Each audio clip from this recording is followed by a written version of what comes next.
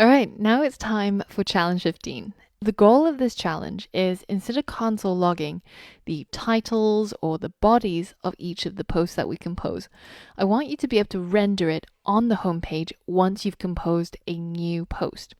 So the end goal is that once you've reloaded your website and you go over to the compose page and we add, let's say, just some sort of post. And if you wanted to generate a whole bunch of text without a lot of effort, then you can head over to loremipsum.io and use their lorem ipsum generator to put in some post content in here.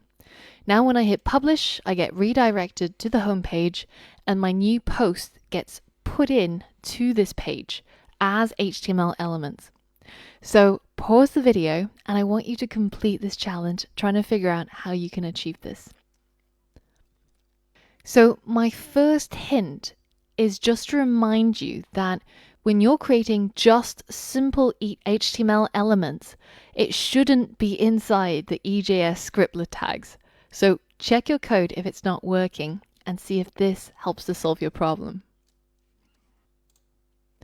Now my second hint is again to remind you to check the EJS documentation and to remember that there is a specific tag that outputs the value of a variable into the template. So this is the one that you'll need to be able to solve this challenge.